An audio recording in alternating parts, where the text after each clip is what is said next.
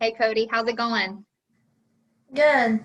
Good. I am so glad that you decided to join me today because, as you know, I really enjoy working with you, and I think that you have accomplished some incredible things in our time together. And I just wanted you to have an opportunity to share all those cool things with people who maybe resonate with some of the things you've been through. And I think people will be excited about some of the cool things that you've accomplished. So I appreciate you being open to share those with me.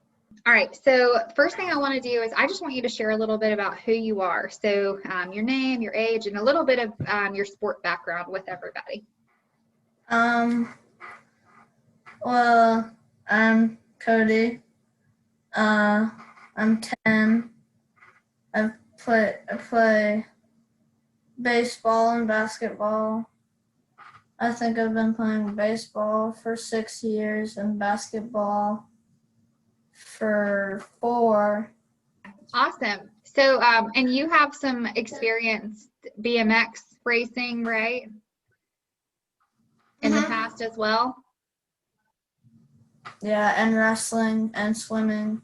Yeah. You've done a lot, right? You've worn a lot of hats as an athlete, hmm sometimes multiple hats, right? Baseball and Yeah. basketball same time and juggling a lot of things. Well, good. So, what I want you to share with me is what were some of your biggest mental game challenges that you noticed before we started working together? What were some of the things that you struggled with your performance? Perfectionism and expectations I really struggled a lot with because um I really wanted to be good, and I just never stopped to look back at all the good I'd done. I just focused on what I did bad and improving that, and that slowed me down because as I was thinking about that, um, I used to think deeper and deeper into it, like that was an easy play. Am I a bad player? Yeah. And it doesn't make you feel very good about your performance, does it? When you No. have thoughts like that. Yeah. And Yeah. I used Did to beat myself up all the time because I care so much that, like, if I mess up, it's like a million different things that are bad that I caused just happened because I made an error. yeah. So why did dumb me make an error? Yeah. So that's a lot of pressure, right? To play with all of that, all of those emotions of setting expectations. And it doesn't feel very good, right? It's not very fun to play with all of that pressure. Yeah. So whenever you started working with me, or your parents, your mom or your dad shared with you about who I am, what I do, working with a mental coach, I would imagine that you had maybe a little bit of hesitation. There were a few things you just weren't sure about because not everyone works with a mental coach, right? It's a little bit different. Can you share some of those thoughts with me? What were some of your first thoughts or hesitations? Um, I've never heard of somebody that does that, so I was a little bit confused. Um, I just saw my dad with a Mandy Patterson mental coach flyer, and then he told me about you and what you do. Um, and I was a little bit like surprised that there's people who do that with kids as a profession. Yeah. So did you already think about the fact that the mental game, like your mindset was important, or was that something you just didn't really think about? Um, well, I already knew that it was important. I just didn't know how to fix it. Yeah, that coaching actually exists just for that piece, right? That really important piece.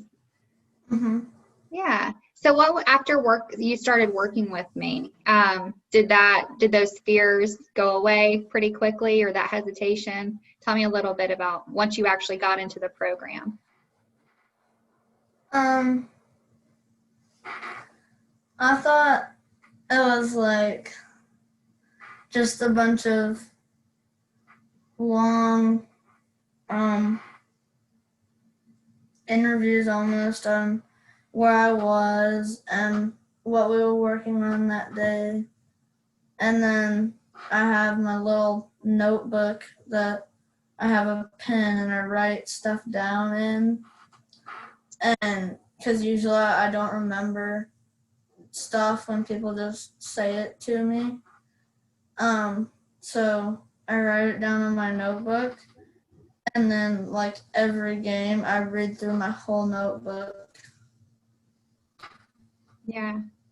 So have you seen improvement? So tell me a little bit about, now that you've spent some time and energy working on your mental game skills, what has that done for your performance? Has that changed anything? Tell me a little bit about the progress that you've seen over the last 6 months.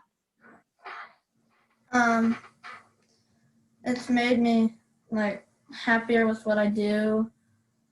And I feel like I can be satisfied with what I did well that game instead of dwelling on what I did bad at.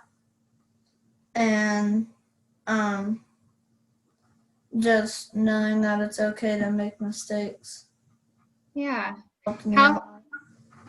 How has that changed how you think about practice or games? Or because I would imagine when the pressure is there with all the expectations and everything else, that it doesn't feel very good to want to go to games, or you at least know that you're leaving games disappointed more often than not. With this, like, once you've started working on your mental game skills, so now has that changed for you? Do you feel like there's more energy? Tell me a little bit about how you actually feel, because you mentioned you're happier. So what does that look like? Like, I'm more joyful and relaxed throughout the game because I know that the only person who can put pressure on me is me. So I do my best not to do that. And I just feel a lot more energized throughout the game and, like, not down all the time because of the one error that I made yesterday. Yeah. So being able to let go. What's that? Because that error lost the game, and now we're in the silver bracket instead of the gold bracket, and it's all because of me. Yeah. So that was the old way of thinking, is what you're saying? Mm-hmm. Yeah. So the mental game is huge, right? So going into games, worried about that disappointment, letting others down, feeling like you're failing, all of that that's not very energizing, right? So you mentioned being happier and that you can let go of mistakes a lot easier, and being able to perform freely, right? Showing up to a game looking to have fun and just do what you know how to do. It makes a big difference. Have you seen that? Uh-huh. Yeah, awesome. So what would you say to someone, an athlete who maybe is struggling with some of the things that you've been working through with your mental game? I'd tell them just keep doing your best to focus on what you did well that game and really celebrate it when you come, and don't pay attention at all to what you did wrong that game or practice, because all it does is weigh you down. Yeah, I love that. That's super awesome. Great information for someone, right? So focus on the process, because that builds momentum, right? And it builds confidence. And most of the time, all the bad things you think after the game because you made the error aren't even true. Like, I'm a horrible player because I missed an easy ground ball. And that's not true, right? It's because that was an expectation that you had, that you can't make mistakes. And then when you realize that and you are able to focus and let that go and pay attention to the process, it makes it so obvious, right? Hey, that is not true. I'm an awesome baseball player, right? I do things Right. really well. That's awesome. No, thank you for that. That is a huge, huge, huge thing for athletes to remember, right? Mm-hmm. Awesome. So Cody, you have had some big accomplishments, some big wins in the last 6 months. Can you share with me just the most exciting thing that has happened for you? Like, what is the biggest celebration that you want to let me know about that has happened for you over the last 6 months? I feel like I've been able to live with the mistakes I make and let them go in the game a lot easier. And not let the things that I can't control affect me, like the um the inning ending double play that my teammate hit into, which isn't my fault, but I'm still aggravated about it. That doesn't happen anymore. That's awesome. So that's huge, right? Because that gets in the way of you being able to just do what you need to do during the game, right? So Cody, you Mm-hmm. have already shared so many awesome mental game tips that you've learned as we've been talking, but I want you to tell me just share one mental game tip that you have found probably the most helpful for your mental game. Or maybe it's one that I've talked about the most, or that you just feel like is the most important for right now. Can you share one with us? Um, Only focus on what you did well in that game and don't pay attention to what you didn't do well that game. Like the one error that you made all tournament, you shouldn't focus on that. You should focus on how good you did the whole rest of the tournament and how awesome that is. Yeah.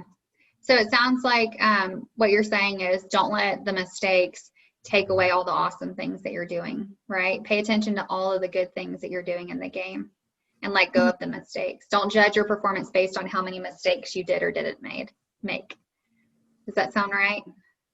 And um, don't be mad about what you can't control, like your teammate that got picked off because they didn't get back in time, or when they got caught stealing because they didn't get a good enough jump. Um, you should focus on what you can do, like what you're doing in that moment. Um, Yeah. and ponder on that and tell yourself all the things that you can control about the game and do those things well, as opposed to trying to fix a teammate that you can't that and you can't do that. Yeah. So focusing on things that you can control and letting go of everything that you can't. Because there's a lot of stuff we can't control at games, right? And in practices.